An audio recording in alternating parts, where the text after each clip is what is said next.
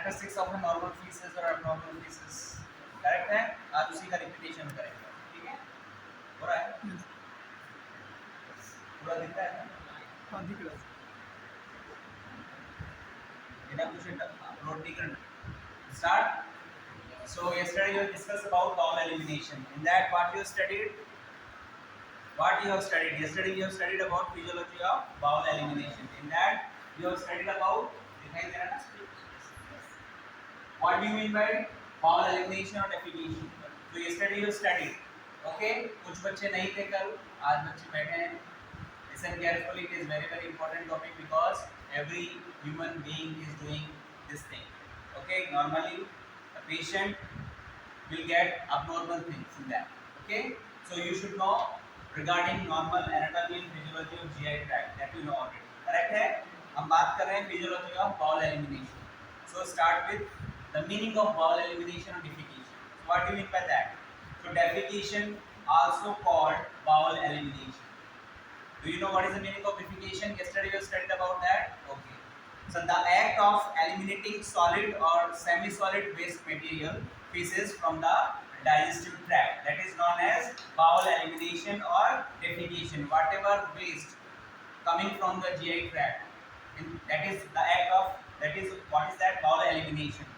It is also known as defecation.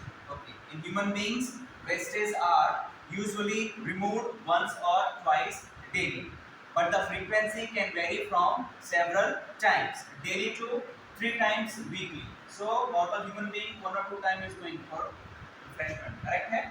After that, if it is more than 4 or 5 times, it means what? That means diarrhea. Okay? Some person is going 1 time daily, some person is going 2 times daily. It's a normal phenomenon. Okay? And remain within normal limits. Muscular contractions move fecal material to the rectum. So what it is? Physiology of bowel elimination. There will be a muscular contraction by which what will happen? Move fecal material to the rectum. The rectum, that is temporary reservoir for the waste. As the rectal walls expand with filling, stretch receptors from the nervous system located in the rectal walls stimulate to desire to defecate. So this is a normal phenomenon. How the person is urged to go for washroom, okay, for defecation. So what it is, the rectal wall fills with the waste material. After filling that, stretch receptors from the nervous system located in the rectal walls stimulate the desire to defecate. Clear hai? Getting my point? The urge passes within 1 to 2 minutes if not relieved, and the material in the rectum is then often returned to the colon where more water is absorbed. We are having that phenomena. Nervous system के द्वारा हमें पता चलता है, receptors के द्वारा क्या, कि हमें वॉशरूम जाना है फॉर फ्रेश. ओके, बट आपके पास पर्याप्त मात्रा में टाइम नहीं है, प्राइवेसी नहीं है, आपके पास टॉयलेट फैसिलिटीज नहीं है, तो 1-2 मिनट बाद में वो और चली जाती है. देन दैट पर्टिकुलर रेक्टम में से जो वेस्ट मटेरियल जो निकलता है वापस से कॉलन में चला जाता है, जिससे हमारी अर्ज खत्म हो जाती है. ठीक है, अगर वो वापस चला जाता है तो that become harder, more harder. If you not going for washroom, what will happen? अगर ऐसा बार-बार रिपीटेशन होगा तो कॉन्स्टिपेशन होने के पूरे चांसेस. करेक्ट है? So whenever you feel to desire what to go for washroom, you have to go, except unnecessary limitations are not there. For example, examination hall में बैठे हैं तो without permission आप नहीं कर सकते हैं, you have to control. Correct है? Okay. So if defecation is continuously delayed, constipation and hardened feces result. Correct है? If it is defecation continuous delayed, what will happen? You will have constipation and the particular stool will be getting hardened. When the rectum is filled, pressure within it is increased. Okay, this increased intrarectal pressure initially forces the walls of the anal canal apart and allows the fecal material to enter the canal. But it is increased intrarectal pressure initially forces the wall of the anal canal apart and allows the fecal material to enter the canal. In the anus, there are 2 muscular constrictors, the internal and external sphincters, that allows the feces to be passed or retained. So this is the normal physiology of bowel elimination. While defecation is occurring, the excretion of urine is also usually stimulated. It is normal phenomena. If someone is doing shit over there, if he is passing urine also, that is a normal phenomena. Don't think that it is abnormal. Okay? The chest muscles, diaphragm, abdominal wall muscles, pelvic diaphragm, all exert pressure on the digestive tract. If it is, the pressure will not be there, means what? It will not come out forcefully. Understood? You have to control that respiratory over there. Chest muscles, diaphragm, abdominal wall muscles, and pelvic diaphragm all exert pressure on the digestive tract. Respiration temporarily ceases as the filled lungs push the diaphragm down to exert pressure. So this is all about the normal physiology of how every person is going for shit. Blood pressure rises in the body and the amount of blood pumped by the heart decreases. So this is the picture of digestive system. You know that in anatomy physiology we are studying. Start from mouth till the anus. So it is a tube-like structure starting from mouth, pharynx, esophagus, stomach, small intestine, large intestine, sigmoid colon, rectum, finally anus. Next is composition of feces. We have studied yesterday. Correct है? Composition of faeces में आपने 4-5 प्रकार का पढ़ा था, क्या क्या होता है उसके अंदर, क्या क्या किस प्रकार की बॉडी की चीज की बनी हुई होती है। की बात की वाटर नंबर 1 पे आता है water, that is 65 to 80% of stools are water. Okay, all the water drank by an individual is completely absorbed in the small and in large intestine. Understood? Any person who is drinking the water, if he is drinking less, what will happen? We have studied about the factors affecting the bowel elimination yesterday. If you will drink less amount of water, what will happen? Constipation will be there. Correct hai? So whatever you drink, eat, that will come out from that body. We don't deserve that. It will come out of in the form of waste products. So all the water drank by an individual is completely absorbed in the small and large intestine. In case of diarrhea, the water content of stool is more than 85%. More than 85%. तो हम पढ़ रहे हैं composition of normal feces.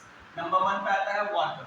65 to 85% of stools are water. If it is more than 85%, it means what? Person have diarrhea.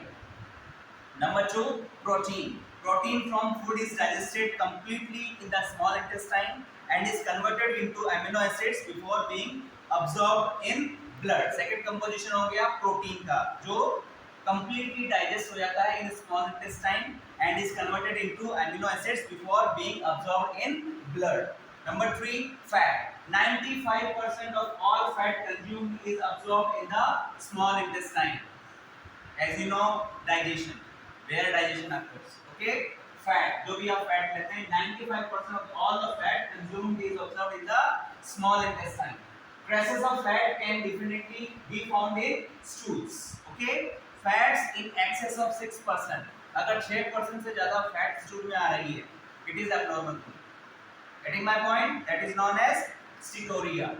क्या नाम याद रहेगा? Steatorrhea. Fat in excess of 6% stools are abnormal. So third composition हो गया है fat. Number 4, carbohydrate.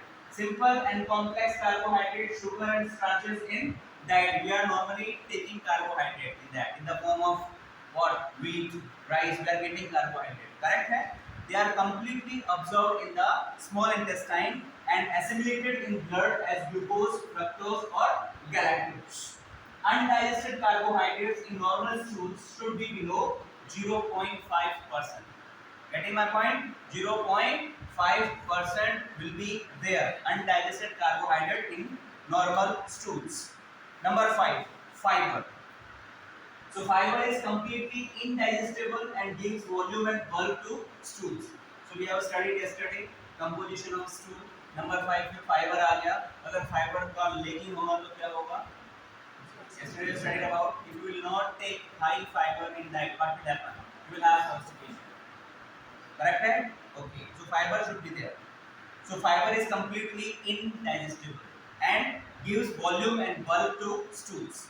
The more fiber one eats, the more of undigested food waste can be discharged from the body. Fiber diet, undigested food would account for 5 to 7% of the total stool volume. 5 to 7% of the total stool volume. High fiber diet, 10 to 15% of the undigested wastage should be discharged from the body. So that is all about the fiber. Beside the 5 major component, यानी 5 चीजों के अलावा और stool में क्या क्या होता है? हम नॉर्मल स्टूल का कंसिस्टेंसी पढ़ रहे हैं, ठीक है? अब नॉर्मल में हम देख रहे हैं. So mineral salts which are insoluble will be there. They too cannot be digested by the body. This indigestible component of feces is known as ash. 0.2 to 1.2% of normal stool is ash. The stool also contains mucus shed from the inner lining of digestive tract. Stool में mucus भी आता है. That is what inner lining of digestive tract. The mucus helps to bind together undigested food, intestinal bacteria, and metabolic debris like dead cells or bile secreted by the liver, etc. Mucus help in what? It helps to bind together undigested food, intestinal bacteria, and metabolic debris like dead cells or bile secreted by the liver, etc. So these are the components of stool. याद रहेगा? पहले कभी नहीं पढ़ा होगा आपने, कभी सोचा भी नहीं होगा कि पढ़ना पड़ेगा. करेक्ट है? You have to study as a nursing staff. You have to study all these things. Now, characteristics of feces. Normal color in adult brown, and in child or infant yellow. Abnormal color. ये हो गया normal थी. अब abnormality की बात करते हैं. A और Y कलर की पॉटी आ रही तो क्या होगा? Absence of bile pigment. Bile obstruction or diagnostic study using barium. अब barium क्या होता है? Barium मील का प्रोसीजर होता है, ठीक है? उसमें हम डाई हम इंसर्ट करते हैं और उससे पता चलता है कि क्या अंदर abnormality है. एक प्रकार का डायग्नोस्टिक प्रोसीजर है. अगर वो पेशेंट यूज करता तो इस प्रकार की पॉटी आ सकती है. Gray और white. Black or tarry. If the person is taking drug, any drug, for example, iron, bleeding from upper GI tract, for example, stomach and small intestine. Diet high in red meat and dark green vegetables, for example, spinach. अगर black colour की पोटी आ रही है इसका मतलब सी कोई भी patient आता है तो हम हिस्ट्री लेते हैं, करेक्ट है? उसमें फैमिली हिस्ट्री होती है, डाइट हिस्ट्री भी होती है. आपने कलेक्ट किया है कभी? नर्सिंग हिस्ट्री में भी हिस्ट्री टेकिंग आपने लिया होगा. एक फॉर्मेट है, उसमें आपको पूरा पेशेंट का पूरी हिस्ट्री आपको पता करनी है, ठीक है? ब्लैक और टेरी कलर की पोटी आ रही है तो उससे पूछना है कोई आप कोई ड्रग तो नहीं ले रहे हो, खाने में क्या क्या खाते हैं, तो आपको पता चल जाएगा सारी चीजें, ठीक है? Bleeding from upper GI tract से अगर होता है तो ब्लैक कलर की पोटी आती है, ठीक है? For example stomach, small intestine. Diet high in red meat and dark green vegetables, for example spinach. अगर ज़्यादा पालक हम खाते हैं तो क्या होगा? हमें ब्लैक कलर की पोटी आएगी. Red, bleeding from lower GI tract. Red fresh bleeding होगा. जीआई लोअर जीआई ट्रैक्ट से अगर ब्लड निकलता है तो रेड कलर की पोटी आती है. एक क्लिनिकल डायग्नोस्टिक क्राइटेरिया है. अगर ब्लैक और टैरी कलर की अगर पोटी आ रही है इसका मतलब डाइट हिस्ट्री पूछने के अलावा आपको पूछना है इसका मतलब क्या है कि अपर जीआई ट्रैक्ट में क्या हो रहा है, उसको ब्लीडिंग हो रहा है, ठीक है? अगर रेड कलर का ब्लड हमेशा आपको पता है कौन से कलर का होता है, ठीक है? इसका मतलब फ्रेश ब्लीडिंग हो रही है. इसका मतलब लोअर जीआई ट्रैक्ट से ब्लीडिंग हो रही है. फॉर एग्जांपल रेक्टम और some food, for example B2. Pale, malabsorption of fat, diet high in milk and milk products and low in meat. Pale colour की पोटी होती है. So this is all about the abnormal colour. Clear है everyone? Say yes और no? Consistency की हम बात करते हैं. Normal consistency, form soft, semi solid, moist, ये नॉर्मल है, ठीक है? Abnormal consistency, that is by observing itself you can say it can be hard, dry, constipated stool, dehydration, decreased intestinal motility resulting from lack of fiber in diet, lack of exercise, emotional upset, laxative abuse. Laxative abuse. Laxative सभी को मालूम है क्या होता है? ऐसी दवाइयाँ जिसके द्वारा स्टूल सॉफ्ट होकर के बाहर आता है. अगर इसका अत्यधिक अगर हम यूज करेंगे तो क्या हो जाएगा? अब्यूज हो जाएगा, ठीक है? laxative abuse. Okay, so these are all about in abnormal criteria. Diarrhea that you know increase intestinal motility, ये है abnormal consistency. नॉर्मली आपको पता चल गया है, अब नॉर्मली आपको पता चल गया है। नेक्स्ट, शेप, नॉर्मल शेप कैसा होता है? Cylindrical, about 2.5 centimetre, 1 inch in diameter in adults. Abnormal shape, narrow, pencil shape or string like stool. Obstructive condition of the rectum. It shows what? Obstruction condition of the rectum.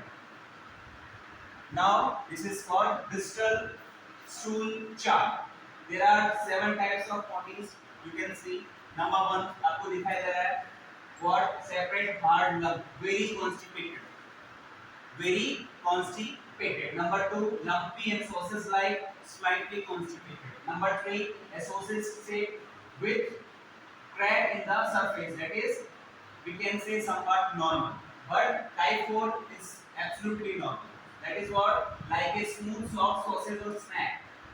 It is a normal pattern. Number 5, soft blocks with clear cut edges lacking fiber. Okay. Usually consistency with ragged edges, inflammation. यानी शरीर में GI tract में कहीं पे inflammatory process है. Number 7, liquid consistency with no solid pieces, inflammation and diarrhea. So this is all about the Bristol stool chart. Basically there are 7 types of proteins. Why we are studying this? Because we will deal with the patient. The patient can come with any problem. One problem will be there. What it is? Bowel elimination. इस दुनिया में ऐसे कई सारे लोग हैं जिनको जो फ्रेश नहीं हो पाते ऐसे तरीके से, विदाउट एनी रीजन. ठीक है, कुछ लोग नशा करते हैं, उसके कोई सिगरेट पीता है, कोई चाय पीता है, कोई क्या करता है, करेक्ट है, तभी उनको पोटी आती है. Getting my point? That is what? Psychological, psychosocial factor है पूरा. हम पढ़ेंगे भी आगे जाने आगे आने पर क्या होता है. So this is all about Bristol stool chart. So you can see by picture. Number 4 is happy. So number 4 is what? Normal. बाकी सब रो रहे हैं, मतलब abnormal. Okay? Getting my point? Say yes or no? Yes. Normal amount varies with time, about 100 to 400 grams per day. That is the normal consistency, normal amount. Normal odor, aromatic, affected by ingested food and person's own bacterial flora. Abnormal odor, pungent, sharply strong. It means person having infection or blood. So that is all about the amount and odor. Next, so this is all about the normal pattern, normal physiology of bowel elimination, in which we have studied about what, how that stool is coming out from the body through the GI tract, and what are the normal consistency and abnormal consistency, what are the types of stools are there according to this stool chart. Now the factors affecting bowel elimination. यहाँ तक सबको clear है? Getting everything? Say yes or no? Yes. Okay. So what do you think? What are the factors affecting bowel elimination? What do you think? Yesterday you studied about that. So these are the factors that will affect what? Bowel elimination. Number 1, age, diet, fluid intake, medications, physical activity, psychological activity, personal habits, position, pain, pregnancy, surgery and anesthesia, and diagnostic tests. So these are the factors what they are affecting bowel elimination. Definitely in exam it will come. Define bowel elimination. What are the factors affecting the bowel elimination? Explain about the management of diarrhea. Exam में आएगा definitely. Have to be very careful. Age. So must be of a certain age or physical maturity to be able to control your bowels. Humans also can use control of their bowels after a certain age. See, 2 साल तक का बच्चा होता है, plus old age people after 60 years. उनका sphincter control नहीं रहता है, correct है? Say yes or no? So they have the certain kind of problems. So जैसे जैसे मैच्योर होता है, छोटा बच्चा है, उसको मालूम चलता है, बाउल ट्रेनिंग उसको दी जाती है, तो उसको मालूम है कहाँ उसको फ्रेश होना है, कहाँ नहीं होना है, लाइक दैट. ओके, इसी प्रकार से ओल्ड एज पीपल में क्या होता है, जैसे जैसे उम्र बढ़ती है, स्फिंक्टर कंट्रोल, चाहे यूरिनरी स्फिंक्टर हो, चाहे वो व्हाट स्फिंक्टर, रेक्टम स्फिंक्टर हो, उसमें कंट्रोल धीरे धीरे कम होने लग जाता है because of ageing. Okay, so they will have continuance of faeces. Okay, number 2 है diet. There are many different ways that diet can affect bowel elimination. What do you think? Diet can affect? Diet can affect or not? If Yes, you will sir. not eat balanced diet, if you will not eat high fiber diet, what will happen? Your bowel elimination is going to be impaired. Correct or not? See, you are staying in the hostel. Correct है? You are getting balanced diet. If you are not getting balanced diet, you have to eat. Okay कई लोग होते हैं कि आज मेरा मेरा पसंद की सब्जी नहीं बनी है तो मैं कम खाऊंगा या नहीं खाऊंगा और जिस दिन मटन या फिश बनता है तो उस दिन हम ज़्यादा खा लेते हैं करेक्ट है ऐसा ही फिनोमेना है ऐसा नहीं होना चाहिए नॉर्मली आपको खाना है बैलेंस डाइट आपको लेना है क्लियर है फॉर एग्जांपल है high fibre diet fruits promote regularity while cheese cause constipation यानी आपको अपनी डाइट में फाइबर लेना है high fibre diet should be there fibre किसमें होता है किसमें होता है फाइबर बताओ फ्रूट्स में होता है ग्रीन वेजिटेबल्स में होता है करेक्ट है जो भी आप ग्रेन खाते हैं उसमें भी फाइबर होता है रेशेदार पत्तेदार सब्जी आपको खानी चाहिए ठीक है that should include in your diet और अगर आप चीज़ ज़्यादा खाते हैं जैसे आजकल पिज्ज़ा बर्गर बहुत चल रहा है उसमें चीज़ आता है चीज़ लगा हुआ रहता है पिज्ज़ा बहुत खाते हैं आप लोग चीज़ रहता है हाँ खा रहे हैं cheese causes constipation getting my point खाना है लेकिन लिमिट में खाना है वीक में एक बार खाना है ये सब क्या है जो मैंने बताया जो आपको बहुत अच्छे लगता है क्या चीज़ पिज्ज़ा बर्गर जाते हैं ना फास्ट फूड खाने हाँ क्या होगा उससे what will happen not only constipation so many problems will be there so घर का बना हुआ खाना खाना है ओके क्लियर है third is fluid intake you know that fluid intake what it is the more fluid you take in the less likely you are to become constipated clear है the less fluid you take in the more likely you are to become constipated clear है पानी पीना है ठीक है आप अपने साथ में वाटर बोतल लेके आते हैं दिन में कितना पानी पी लेते हैं एक बोतल आपकी 1 लीटर की होगी कम से कम 3 बोतल आपको पीना है मिनिमम चलो अब सर्दी आ रही है बारिश का मौसम है तो हाफ हो जाए 2 बोतल तो आपको पीनी ही नहीं ठीक है what will help in that water किस काम के लिए आता है हमारे शरीर को हाइड्रेटेड रखता है वाटर ठीक है दिमाग तेज होता है पानी पीने से एग्ज़ाम लिख रहे हैं आप एग्ज़ाम माइंड हमारा थक गया है आप पानी देंगे आपका दिमाग ब्लड सर्कुलेशन इंक्रीज हो जाता है अच्छे से कॉन्सेंट्रेट करके आप लिख पाएंगे लेकिन इसका डिसएडवांटेज है आपको बार बार वॉशरूम जाना पड़ेगा करेक्ट है लेकिन हम चले जाएंगे but don't be dehydrated getting my point so not only constipation so many problems will be there if you will less drink water clear hai next is physical activity higher activity rate lessen the chances of constipation physical activity means what whatever you do in your activity of daily living that is the thing सुबह 5 बजे उठते हैं अपना activities of daily living करते हैं थोड़ा exercise करते हैं पढ़ने बैठते हैं ब्रेकफास्ट करते हैं कॉलेज में आते हैं उसके बाद लंच करने के लिए जाते हैं उसके बाद शाम को आप स्नैक्स लेते हैं फिर इवनिंग में 7-8 बजे डिनर लेते हैं उसके बाद वॉक करते हैं फिर सो जाते हैं पढ़ाई का नाम ही नहीं है यही रूटीन है पढ़ते हैं very so physical activity should be there physical activity in the sense not only exercise whatever you do in your activity daily life walking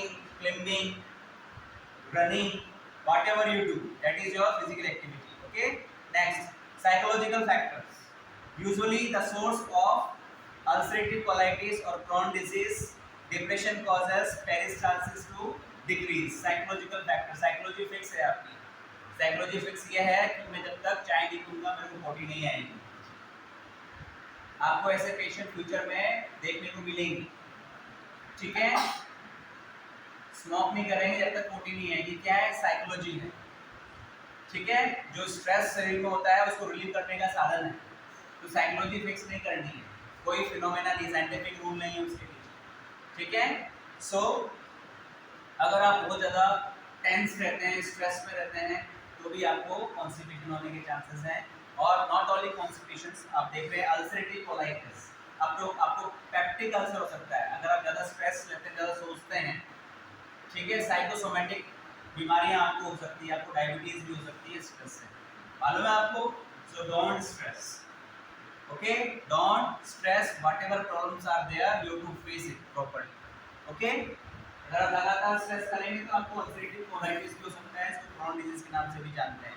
depression causes peristalsis to decrease, अगर आपको डिप्रेशन है, मन उदास रहता है, प्रफुल्लित नहीं रहते हैं, आप बिल्कुल दुखी दुखी रहते हैं, कहाँ आ गए, कहाँ फंस गए, कहाँ नर्सिंग में आ गए, नीट क्लियर नहीं हुआ हमारा, हाँ, ऐसा स्ट्रेस में नहीं रहना है, जहाँ पे हैं वहीं पे आप खुश रहने की कोशिश करें, तभी आप आगे बढ़ पाएंगे, अदरवाइज ना इधर के रहेंगे ना उधर के रहेंगे, okay. You will get in depression, depression होगा तो क्या होगा, ना आपको भूख लगेगी, ना आप फ्रेश हो पाओगे और आप चिड़चिड़े हो जाओगे, ठीक है, okay. Next is personal habit, सभी को पता है पर्सनल हैबिट क्या होती है। A person not wanting to go for an extended period of time can cause harm to their body and can make it harder to go later. Understood? Personal habit यानी यार ये तो public toilet है, मैं तो नहीं जाऊँगा public toilet में, तो इन्फेक्शन हो जाएगा। क्लियर है? ट्रेवलिंग कर रहे हैं, आपको सुविधा नहीं मिल पा रही है, तो आप जाना नहीं चाहते हैं, बहुत बदबू आ रही है, वो साफ नहीं है, अनहाइजीनिक है, मैं नहीं जाऊँगा। ये अपने आप को आप हार्म कर रहे हैं। आ रही बात समझ में? So whenever you desire to go, you have to go, unless there is no limitations. Getting my point? If you will delay in that, what will happen? Constipation will occur. Not only constipation, there are, we will study about that. Flatulence हो जाएगा, abdominal distension हो जाएगा, आपको ये सारी चीजें problem हो जाएगी, ठीक है? So they may not want to use those facilities. So that is all about the personal habits. Position, that you know which position you will go for that particular condition. Normal positioning for bowel elevation is sitting or squatting. अब बहुत सारा मोटे लोग होते हैं जो बैठ नहीं पाते हैं, स्क्वाटिंग पोजीशन में बैठ नहीं पाता है, मोटे लोग नहीं बैठ पाते, करेक्ट है? अब उनके लिए क्या, उनको सिटिंग पोजीशन करवाना पड़ता है। सिटिंग पोजीशन दो प्रकार का स्टाइल है, वेस्टर्न स्टाइल और इंडियन स्टाइल है, ठीक है। इंडियन स्टाइल में आप स्क्वाटिंग पोजीशन में बैठते हैं, वेस्टर्न स्टाइल में आप सिटिंग पोजीशन में बैठते हैं। सिटिंग पोजीशन भी आपकी पर्टिकुलर सिटिंग ऐसी होनी चाहिए कि आपके बाउल पे जोर पड़े, आपके एनल स्पीकर पे जोर पड़े, तभी that the waste will come out, otherwise it will not come out. Next is pain, person may be hesitant about going if they think it will cause them pain. Many person who is suffering from hemorrhoid, fissure in anus, any anal problem, he will think that if I will go for washroom, I will get pain. So he will think that I should not go. So if he thinks like that, what will happen? There will be alteration in bowel elimination. Understood? So pain is another factor. Usually due to hemorrhoids, rectal surgery or abdominal surgery. Pregnancy. The way the baby is lying on the mother's GI tract affects peristalsis by slowing it. आपको पता है pregnancy में क्या होता है, ठीक है? Baby रहता है यूट्रस के अंदर, it will suppress the GI tract, resulting that lower peristalsis by slowing, force the mother to go in between. Next, surgery and anesthesia affects defecation by the slowing of peristalsis or complete stoppage of it. Clear है? Surgery और anaesthesia due to anaesthetic effect, intestine में जो movement होता है, peristalsis क्या होता है? The movement of intestine, in that particular thing जो अंदर है वो मूवमेंट के द्वारा आगे की तरफ बहती है, चलती है, करेक्ट है? सो अगर सर्जरी हुई है, एनेस्थीसिया दिया गया किसी पेशेंट को, तो क्या होता है, पेरिस्टाल्सिक मूवमेंट जो है वो बंद हो जाती है। इसीलिए एनबीएम रखते हैं पेशेंट को आफ्टर द ऑपरेशन आल्सो, जब तक बाउल साउंड नहीं आ जाते हैं तब तक उसको स्टार्ट नहीं करते हैं ऑरल, that you know that, correct है? Another factor is medication. Different medication affect bowel elimination differently. Some medication increase the process, others may inhibit or stop it completely. Next, diagnostic test. कुछ ऐसे procedures होते हैं जिसके द्वारा क्या होता है, अल्टरेशन हो जाता है bowel elimination. What are those procedures? कोई भी डायग्नोस्टिक प्रोसीजर होता है उसमें पेशेंट को भूखा पेट रखा जाता है, दैट इज एनपीओ टिल पर ऑरली, करेक्ट है? 12 घंटे पहले, 6 घंटे पहले, 8 घंटे पहले भूखा रखते हैं। अगर कोई व्यक्ति भूखा रहेगा तो क्या होगा, उसका अल्टरेशन होगा बाउल एलिमिनेशन में, होगा कि नहीं होगा? होगा, body will not come, okay, because he has not taken anything from the mouth. These affect the patient because they usually require them to be NPO, that is nil per orally, prior to it, which in turn will limit their food intake, which limit bowel elimination or stop them completely. So these are the what factors affecting the bowel elimination. Next, alteration in bowel elimination. Yesterday we have studied two things.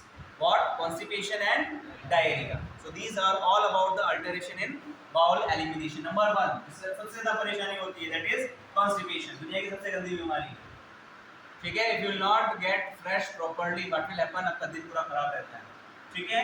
Constipation, what it is? Constipation occurs when stool moves through the large intestine too slowly or remains in the large intestine for too long is known as constipation. Involves a change in stool consistency, that is harder and drier than usual.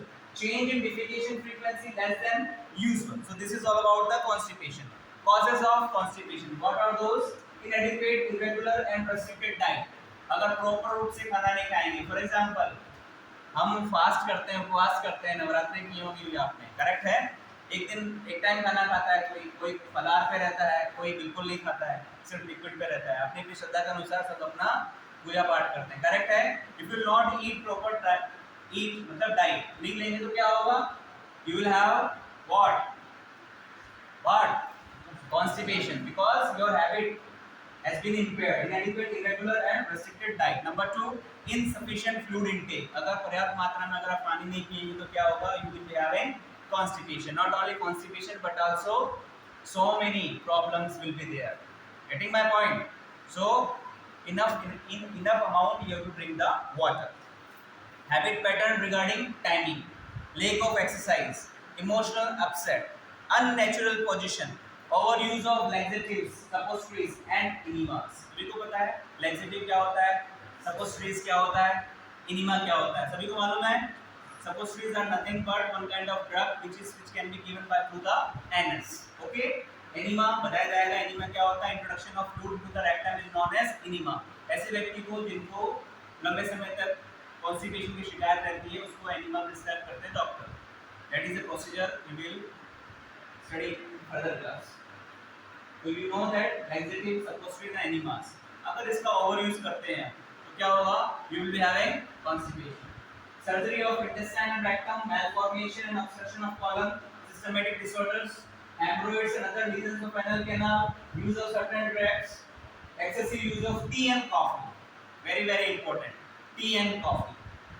इंसान दिन में 10 बार चाय P लेता है, कभी कभी occasions पे, और कईयों की हैबिट में होती है हर आधे घंटे में तो चाय की जरूरत है, कॉफी चाहिए उनको. क्या आप ऐसा करते हैं? नहीं करना चाहिए. Excessive use of coffee tea नहीं लेना है. It will cause constipation. Understood? So these are the causes of constipation.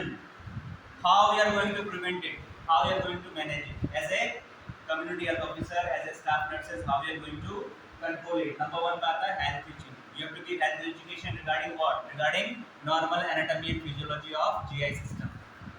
Understood? Health education regarding balanced diet. Health education regarding high fiber in diet. Health education regarding normal intake of fluid in your daily routine. Okay?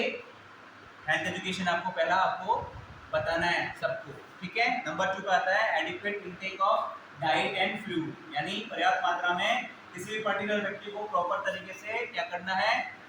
पेट भर के खाना तो खाएगा ना आदमी, correct है. और fluid already भी उसको अच्छे से लेना है. Adequate intake of fibre in diet, establishing a habit pattern, relaxation. अगर व्यक्ति स्ट्रेस में कंटिन्यूस रहता है तो भी उसको कॉन्स्टिपेशन होने के चांसेस हैं, यानी रिलैक्स होना चाहिए इंसान को, ठीक है. हमेशा स्ट्रेस टेंशन में नहीं रहना है. Privacy, that you know privacy, what we mean by that, you have to maintain privacy. खुले में कैसे करेगा आदमी? प्राइवेसी चाहिए ना उसको, that is the thing. Posture, that you know posture. Exercise, use of laxatives, suppositories and enema. So treatment is in last. Getting my point? Starting में ये एडवाइस नहीं करना है, स्टार्टिंग में आपको ये सब चीजें बतानी है. फिर भी अगर प्रॉब्लम सॉल्व नहीं होती है then you have to go for use of laxatives, suppositories and enema. Clear है? So this is all about the prevention and management. Second thing, alteration bowel elimination, that is diarrhea. सभी को पता है diarrhoea क्यों? सभी को हुआ है अपनी लाइफ में. करेक्ट है? क्यों होता है? Because of so diarrhea is manifested by frequent evacuation of watery stool due to increased intestinal motility. intestine का मूवमेंट ज़्यादा बढ़ जाता है, इसके फलस्वरूप क्या होता है? Liquid comes out from the GI tract, okay, to the anus. That is known as frequent evacuation of watery stool. Rapid passes of fecal content to the lower GI tract. reduces the time available for reabsorb water and electrolytes. अगर ऐसे जल्दी जल्दी शरीर से पानी निकलेगा तो क्या होगा, reabsorption नहीं हो पाएगा इलेक्ट्रोलाइट्स का और वाटर, ठीक है। So water and glucose major content रहते हैं डायरिया के इसमें, light brown to yellow to green colour में रहता है, ठीक है। So that is all about the diarrhoea. Causes क्या होते हैं सभी को पता है, गंदा अगर अपन खाएंगे पिएंगे तो वो क्या हो जाएगा, फूड पॉइजनिंग हो जाएगी, और food poisoning is normal, correct है। हम बाहर जाते हैं स्ट्रीट में फास्ट फूड खाते हैं, अगर वो कंटामिनेटेड है, होटल में खा लिया, ढाबे में खा लिया, कहीं भी खा लिया, क्या होगा, फूड पॉइजनिंग हो जाएगी आपको, करेक्ट है। सभी को पता है फूड पॉइजनिंग क्या होती है। नंबर 2 है इंटेस्टाइनल इन्फेक्शन, आपके इंटेस्टाइनल इन्फेक्शन हो गया तो आपको डायरिया हो सकता है। Number 3 allergies to certain foods and fluids, medications like antibiotics, antibiotics सभी लेते हैं, नॉर्मल साइड इफेक्ट्स है एंटीबायोटिक्स का, व्हाट जीआई डिस्टर्बेंसेस, नॉर्मली क्या होता है, डायरिया हो जाता है। Next is inflammatory bowel disease, that is Crohn disease. Inflammatory bowel disease एक कारण है जिसके द्वारा डायरिया पेशेंट को लगातार होता रहता है। नेक्स्ट सिम्टम्स, सिम्टम्स क्या होता है diarrhoea, intense urge to defecate, हमेशा वॉशरूम में जाने की इच्छा रहती है, मेरे को जाना है वॉशरूम फ्रेश होने के लिए, करेक्ट है। तो पहला सिम्टम हो गया intense urge to defecate. Number 2 है एब्डोमिनल क्रेम, क्रेम मतलब सभी को पता है पेट में दर्द रहता है, ठीक है, abdominal cramp. Third nausea, painful burning sensation at the anus, anal soreness, inflamed skin around anus. So these are the symptoms of diarrhea.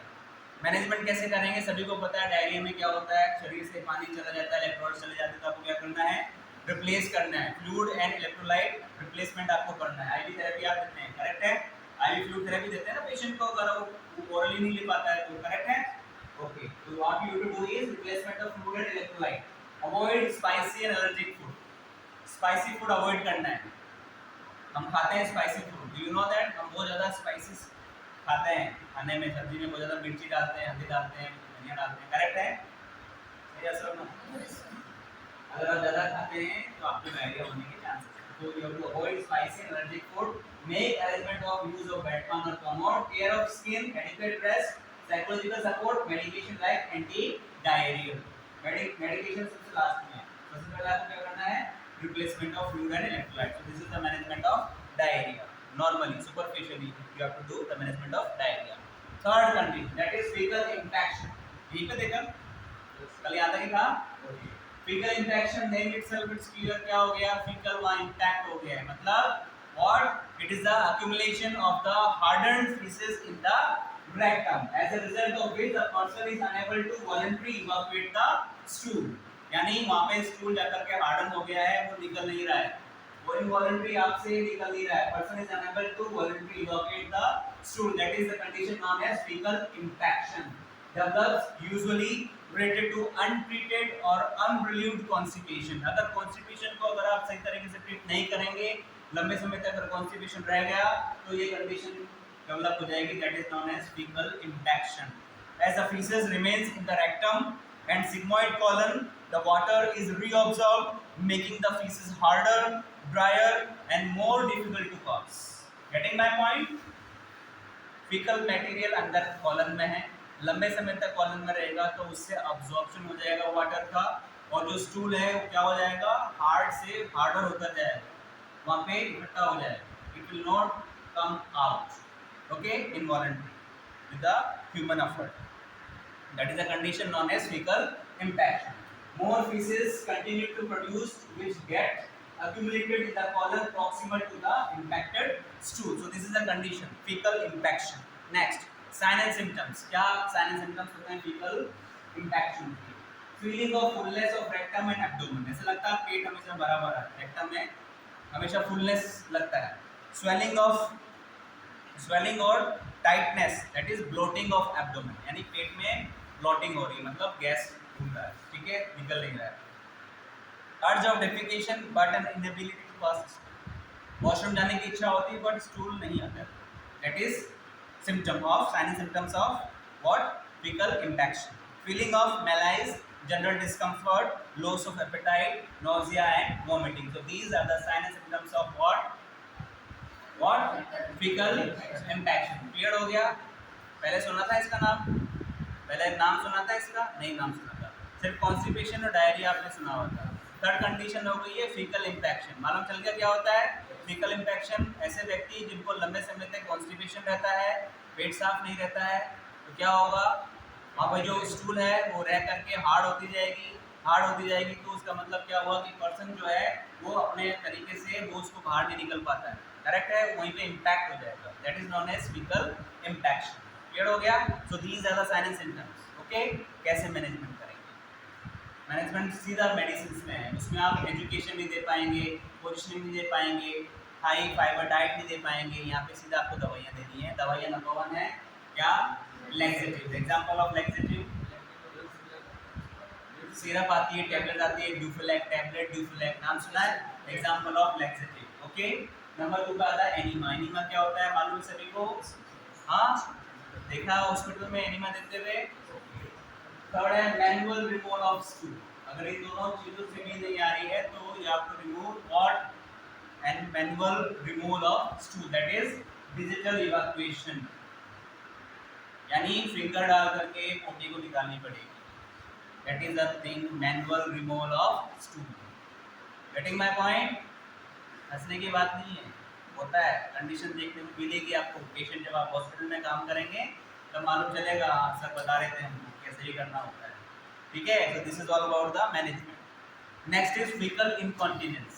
अब यहाँ पे क्या हो रहा है, जिस प्रकार से यूरिन इंकॉन्टिनेंस था, what do you mean by that? Urine incontinence, लगातार पेशाब निकलता रहता है, इसी प्रकार से यहाँ पे क्या है, लगातार फीकल मैटर जो है पेशेंट से, पर्सन से निकलते रहते हैं, that is known as faecal इंकॉन्टिनेंस।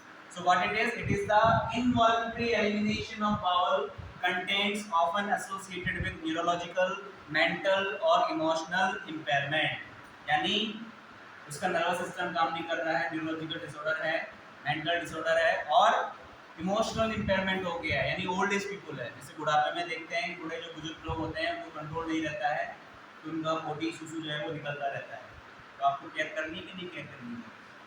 सही answer no?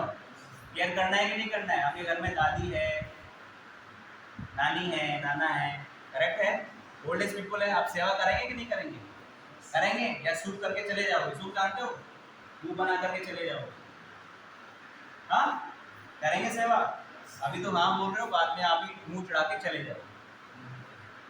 Have to take care of that. जिस प्रकार से जब आप छोटे थे आपके पेरेंट्स ने आपका सुसु पोटी साफ किया, सही है सर नो? वैसे ही आपको भी क्या करना है, if they have any kind of problem you have to do. Clear है? अब बात करते हैं पेशेंट की, ऐसे पेशेंट आएंगे वहाँ, what you think, what you will do? You will do और नॉट? हाँ, why you will not do? आप बोलेंगे पेशेंट का attendant he will do, correct है? ओवरसीज कौन कौन जाना चाहता है, फॉरेन कौन कौन जाना चाहता है? If you will go out of India, this comes all in nursing here. Getting my point? You have to clean everything. यहाँ पे आप लोग डॉक्टर बन के बैठते हो ना, वहाँ पे आप डॉक्टर नहीं है, अरे बात समझ में, you are a nursing practitioner. Okay, you have to do everything. Nursing care, whatever procedures you are studying in your fundamental of nursing or nursing foundation subject, you have to do back care, mouth care, tooth care, whatever it is, whatever care is there, you have to do. Getting my point? So मालूम चल गया faecal इंकॉन्टिनेंस क्या होता है, सीधे सीधे शब्दों में क्लियर है? कॉजेस क्या होते हैं, why it happen? Anal sphincters muscles damage, पहला कारण, एनल स्फिंक्टर की जो मसल्स है वो डैमेज हो जाती है, इस कारण से क्या होता है, फीकल इंकॉन्टिनेंस रहता है। vaginal childbirth, if it is in complications then it can happen. Third, diarrhea. 4, IBD, that is what, inflammatory bowel disease. 5, Alzheimer's disease. सभी को पता है Alzheimer's disease क्या होता है? हाँ, न्यूरोलॉजिकल डिसऑर्डर है, ठीक है, इसमें क्या होता है, भूल जाता है आदमी, ठीक है, उसको क्या करना है, is not totally oriented, okay, सभी को होता है, सभी को नहीं होता है, किसी किसी को होता है न्यूरोलॉजिकल डिसऑर्डर, ठीक है। तो these are the causes of what, faecal incontinence. Management कैसे करेंगे? Eat 20 to 30 gram of fibre per day, dietary habit में चेंज करना होगा, जिस प्रकार से अडल्ट एज में खान पान होता है उसी प्रकार से ओल्ड एज आते आते खान पान में चेंज करना है कि नहीं करना है? से यस और नो? करना है चेंज। अगर आप ओल्ड एज में भी ऑयली स्पाइसी अगर खाएंगे तो ये प्रॉब्लम आएगी, करेक्ट है? सो आपको ईट क्या करना है in this condition, eat 20-30 gram of fibre per day, avoid caffeine. Caffeine क्या होता है? कॉफी, टी, ठीक है? कैफाइन आपको अवॉइड करना है, ठीक है? Number 3, medications like Imodium, Lomotil. Those persons who are having fecal incontinence, those are taking this kind of medications. Example है Imodium and Lomotil. Next है exercise. कीगल एक्सरसाइज याद है आपको?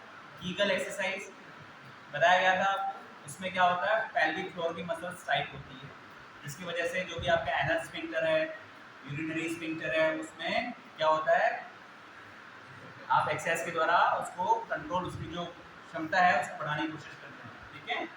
Bowl training, you have to give bowel training to those person. So these are the management of faecal incontinence. Next, flatulence. क्या होता है flatulence? Flatulence is nothing but formation of gas, flatus in the GI tract. किसी किसी व्यक्ति को gas की बड़ी दिक्कत होती है, करेक्ट है? क्यों होती है? Because they eat certain type of food. What it is? Flatulence is the accumulation of excessive amount of gas. Clear है? नाम याद रहेगा flatulence। हाँ, आप क्या पढ़ रहे हैं? Alteration in bowel elimination. In that part you have studied constipation, you have studied diarrhea, you have studied fecal infection, you have studied और fecal incontinence you have studied. Next is flatulence. अब flatulence क्या होता है? It is the accumulation of excessive amount of gas. Flats, नाम याद रहेगा flats. Flats tube देखिए hospital में, फ्लैटस ट्यूब नहीं देखा? अगर किसी व्यक्ति को एक्सेसिव गैस हो जाती है तो फ्लैटस ट्यूब इंसर्ट करके गैस निकाली जाती है। फ्लैटस ट्यूब होती है स्ट्रेट, एक रबर कैथेटर होता है, आगे लुब्रिकेंट लगा करके एनस के द्वारा अंदर एनस में क्या किया जाता है, ट्यूब को इंसर्ट करके, और उसका जो एंड होता है वो किडनी ट्रे में डाल के रखते हैं। अगर बाउल्स निकल रहे हैं इसका मतलब क्या है, गैस निकल रही है। Okay, this is the normal pattern. So in the GI tract leading to distension of the abdomen. अगर लगातार आपके पेट में गैस रहेगी तो आपका पेट फूल जाएगा, करेक्ट है? एब्डोमिनल डिस्टेंशन उस कंडीशन को बोलते हैं। अगर आपको लगता है कि गैस हो गया बहुत ज़्यादा तो एब्डोमेन आपको फूल जाएगा, उसको बोलते हैं एब्डोमिनल डिस्टेंशन। कई प्रकार के डिसऑर्डर्स होते हैं, उसमें एब्डोमिनल डिस्टेंशन आपको देखने को मिलेगा। You have to see, you have to observe what is the root cause of getting abdominal distension, whether it is flatus or any other problem. You have to discuss, you have to see, you have to give that particular appropriate management. So flatulence is clear. नाम सुना था कभी पहले flatulence? मालूम चल गया? Flatulence means what? Accumulation of gas in the GI tract, known as flatus. Clear है? Causes क्या है? अब आप लेट उठते हैं, जल्दी जल्दी खाना खाते हैं, जल्दी जल्दी खाना खाएंगे तो साथ में हवा भी चली जाती है अंदर, करेक्ट है? हवा जा रही है पेट के अंदर, पेट में अंदर हवा गई तो वापस भी निकलेगी बर्पिंग के दौरान, डकार लेते हैं, शुद्ध हिंदी में डकार को बोलते हैं, मालूम है ना? बर्पिंग इसको बोलते हैं, बर्पिंग, ये एयर निकलती है, ठीक है? अब कुछ अमाउंट ऑफ एयर पेट में रह जाती है तो गैस करती है। पहला कॉज हो गया है excessive swallowing of air with anxiety और रैपिड फूड और फ्लूइड इंजेक्शन। कल आपको 10-5 में बाहर खड़ा कर दिया था, आज आपके दिमाग में था 10 बजे तक पहुंचना है, आज कोई लेट नहीं आया, तो ये क्या था? ये एंजाइटी थी आपकी। एंजाइटी के चलते आपने जल्दी से ब्रेकफास्ट किया होगा, भाग के आए होंगे, हवा भी ली होगी, पेट फूल रहा होगा, नहीं फूल रहा, गैस मत छोड़ो। Excessive swelling of air with anxiety or rapid food or fluid ingestion usually eliminated by burping. Usually हम जब खाना खाते हैं तो कुछ अमाउंट ऑफ एयर हमारे पेट में चला जाता है तो बर्पिंग के रूप में वापस आ जाता है, but sometimes it will not come out, so it will bloat in the abdominal cavity. What will happen? Gas हो जाएगा। Gas produced by bacterial activity in large intestine. अगर लार्ज इंटेस्टाइन में अगर बैक्टीरिया है, उसकी एक्टिविटी के द्वारा भी आपको क्या हो सकता है? गैसेस बन सकती है। एलिमिनेटेड थ्रू एनएच, जिसको हम रिलीव करते हैं किसके द्वारा? Eliminated through NH. Certain gases from food such as cabbage, onions et cetera. कुछ ऐसे भोजन जो हम खाते हैं जैसे कैबेज हो गया, एनियन हो गया, इसे अगर हम ज़्यादा एक्सेसिव मात्रा में खाएंगे तो गैस बनेगा, ठीक है? ज़्यादा नहीं खाना है, गैस से संबंधित किसी को प्रॉब्लम होती है उसको नहीं खाना है। Post operative patients because of effect of anaesthesia, post operative patients, getting my point? क्यों होता है? Due to the effect of anaesthesia, anaesthesia दिया हुआ होता है उनको, उसका इफेक्ट होता है, क्या होता है कि वो क्या कर देते हैं, पेरिस्टालसिस मूवमेंट जो होता है इंटेस्टाइन का उसको लो कर देते हैं, जिसकी वजह से पोस्ट ऑपरेटिव पेशेंट में आपको इस प्रकार की प्रॉब्लम देखने को मिली। Another cause of getting flatulence, gas that diffuse from bloodstream into the intestine. So these are the basic causes of flatulence. Clear हो गया? अब उसका मैनेजमेंट क्या है? फ्लैचुलेंस का मैनेजमेंट क्या है? गैस हो रही है पेट में, या तो बर्पिंग के थ्रू बाहर आएगी या एनएस के थ्रू निकल जाएगी। फिर भी अगर नहीं निकलती है तो क्या करना है, मैंने बताया था आपको, फ्लैटस ट्यूब आपको इंसर्ट करनी है, उसी के द्वारा गैस रिलीव होगी पीछे, ठीक है? Next is abdominal distension. Okay, ये क्या होता है? It is the accumulation of excessive amount of flatus liquid और solid intestinal content। अब यहाँ पे क्या हो गया है, फ्लैटस यानी गैस भी हो गई है, लिक्विड भी हो गया है और सॉलिड इंटेस्टाइनल कंटेंट भी हो गया है, जिसकी वजह से उसका एब्डोमिनल कैविटी जो है एब्डोमेन डिस्टेंडेड हो गया। Getting my point? Another elimination in what? Alteration in bowel elimination. Causes क्या होता है? Long period of bed rest can slow the peristalsis. लंबे समय तक पेशेंट बेड पे लेटा हुआ है तो उसको एब्डोमिनल डिस्टेंशन होने के पूरे चांसेस हैं, because of slowing the peristalsis movement of the intestines and obstruction that blocks the passage of flatus and feces। Getting my point? कोई obstruction हो गया और इसकी वजह से गैस और feces को नहीं निकल रही बाहर, उसकी वजह से भी हम लोग को क्या हो जाता है, एब्डोमिनल डिस्टेंशन हो जाता है। Surgery causes depressed peristalsis and constipation. So these are the causes of getting what? Abdominal distension. So abdominal distension कोई बीमारी नहीं है, एक प्रकार का सिम्टम है जिसको देख करके हम ये पता लगाते हैं कि उस पर्टिकुलर व्यक्ति को क्या है, जीआई ट्रैक्ट में दिक्कत है, तो उसको दिक्कत का रूट जो है उसको हमें फाइंड आउट करना, उसको क्योर करना। Getting my point? क्लियर है? So this is all about what? Alteration in bowel elimination. क्या क्या पढ़ा आपने? आपने पढ़ा कॉन्स्टिपेशन, डायरिया, फीकल इन्फेक्शन और फीकल इनकॉन्टिनेंस, फ्लैचुलेंस और एब्डोमिनल डिस्टेंशन, ये सारी चीजें आपने पढ़ी, करेक्ट है?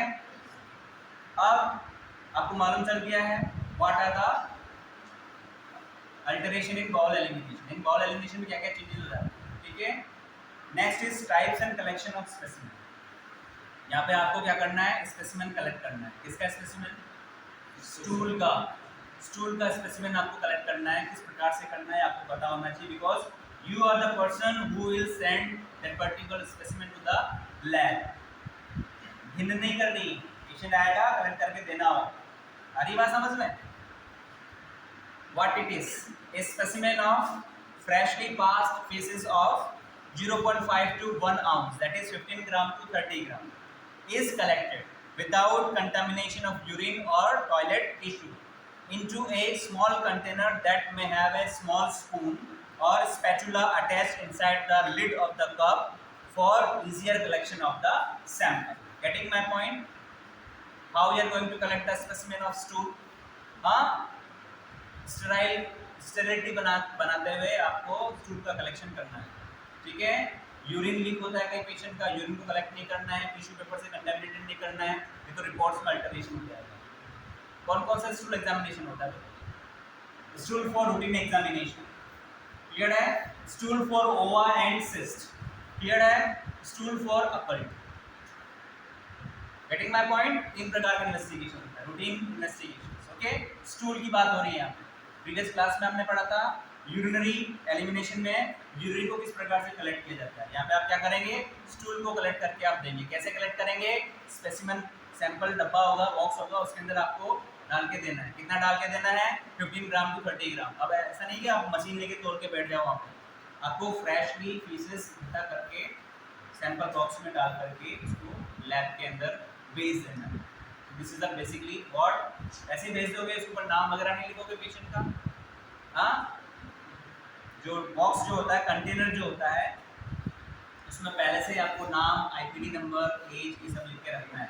उसके बाद आपको कलेक्ट करके भेजना है। क्लियर है? इक्विपमेंट क्या क्या चाहिए आपको? क्लीन बेडpan और disposable receiver, ensure the bedpan is not contaminated with detergent or disinfectant as this may affect the results. Sterile specimen pot with an integral spoon, non-sterile gloves and apron. Apron क्यों? ताकि आपका जो uniform है, dress है, वो contaminated ना हो। ठीक है, ग्लव्स तो पहनेंगे ना, विदाउट ग्लव्स करेंगे सारा काम। प्रोसीजर क्या है? Ensure privacy and dignity. Number 1, you have to maintain the dignity of the patient. आप ही शर्म करेंगे, आप ही घृणा करेंगे तो कैसे काम चलेगा? Then who is going to collect the specimen? Tell me. आप क्या करेंगे? पेशेंट का अटेंडेंट को समझा देंगे, बेटा जा और कलेक्ट करके लैब में भेज देना। यही होता है सरकारी अस्पतालों में, यही होता है। If you will work in corporate sector, multinational hospitals, हाँ, और फॉरेन में जाएंगे आप तो सारे काम करने पड़ेंगे। Getting my point? So procedure आपको पता होना चाहिए कैसे करना है। नंबर 1 क्या है? प्राइवेसी इंश्योर करना है और पेशेंट की डिग्निटी को मेंटेन करके रखना है। Number 2, wash hands with soap and water, assemble the equipments, put on non sterile gloves and apron. Understood what you to do? Second step क्या होता है? हमको हैंड वॉश करना होता है। You know that one, before starting the procedure you to wash your hand. Hand washing की steps आपको पता है। Getting my point? क्लियर है? भूल गए? Assemble the equipments means what? जो भी इक्विपमेंट रिक्वायरमेंट है आपको इकट्ठा करके एक जगह रख देना है। ठीक है? Put on non sterile gloves and apron, ask the patient to pass urine before taking the stool sample. पहले आपको पेशेंट को बोल देना है पहले यूरिन कर लीजिए, नहीं तो आपका जो यूरिन है स्टूल को कंटामिनेट कर देगा। तो आपको क्या करना है? Ask the patient to pass urine before taking the stool sample. After that, what you to do? Ask the patient to defecate into the bedpan or receiver. If the patient is incontinent, incontinent means what? लगातार पोटी आ रही है उसकी, ठीक है? तो क्या करना है? A sample can be taken from the bed linen. Bed linen क्या होता है? बेड के ऊपर जो पोटी रहती है उसको हमें यूज करना है, ठीक है? Use the integral spoon in the sample pot to collect enough feces to fill around a quarter of the specimen pot. So this is the procedure how we are going to collect the stool. उसके बाद में container में stool इकट्ठा हो गया है, उसके बाद में क्या करना है? उसको टाइट करना, ऊपर से ढक्कन लगा के टाइट करना है, ठीक है? Secure the top of the container, this will prevent leakage. Remove gloves and apron and dispose of them. Wash hand with soap and water. Examine the specimen and record the colour, consistency and odour of the stool as part of the nursing assessment. Getting my point? Nursing assessment. Whenever you have collected the stool, what you to observe? For record the color, consistency and order of the stool as part of the nursing assessment. So this is the procedure how we are going to collect the specimen. उसके बाद आपको क्या करना है? Label the sample and complete the microbiology from including any factors such as recent antibiotic treatment and suspected food poisoning. Getting my point? You have to mention all these things. If patient is getting medication like antibiotic, you have to mention in that particular level. Put the sample in a specimen bag. Send the sample to the laboratory as soon as possible. Document the procedure in the patient's notes. Clear है? So this is the picture how we are going to collect. दिखाई दे रहा है सभी को? समझ में आ रहा है गर्ल्स?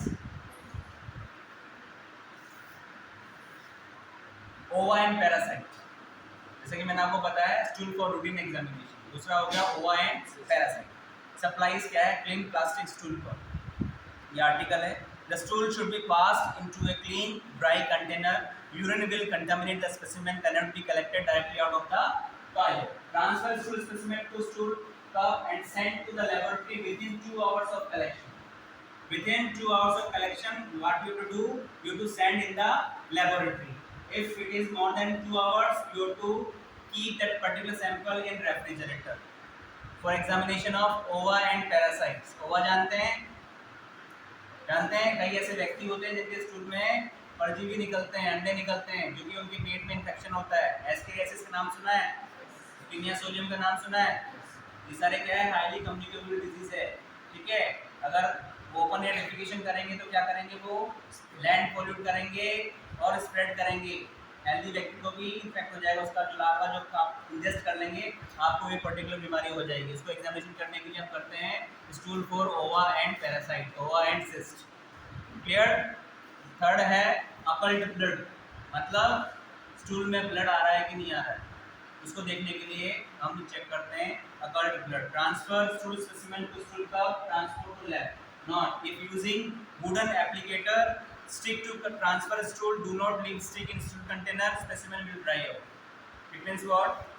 जो स्पैटुला यूज करते हैं कंटेनर में, हम जो चम्मच सब इकट्ठा करते हैं स्टूल को, अगर वो लकड़ी की बनी हुई है तो उसको हटा देना है, ठीक है। अगर प्लास्टिक की हो तो उसको भी मोर ओवर हम उसको हटा देते हैं और उसको सील पैक करके लेबोरेटरी में भेज देते हैं। So these are the information about how we are going to collect the specimen, stool specimen. अब आप कलेक्ट कर सकते हैं स्टूल स्पेसिमेन। हाँ, कर लेंगे, ओके ठीक है, कर लेंगे। आपको पहले मालूम होना चाहिए कितने प्रकार का कलेक्शन कैसे करना है, क्या क्या इन्वेस्टिगेशन होता है स्टूल का। तो 3 प्रकार के इन्वेस्टिगेशन होते हैं। क्या? स्टूल फॉर रूटीन एग्जामिनेशन हो गया, स्टूल फॉर ओवा एंड पैरासाइट और cyst, stool for occult blood. उससे पता चल जाएगा कि उसकी स्टूल में से मालूम चल जाएगा जीआई ट्रैक्ट में किस प्रकार का इन्फेक्शन है, किस प्रकार की प्रॉब्लम है। तो this is all about what bowel elimination. Clear? क्या टाइम हो गया? हो गया? ज़्यादा हो गया? क्लियर हो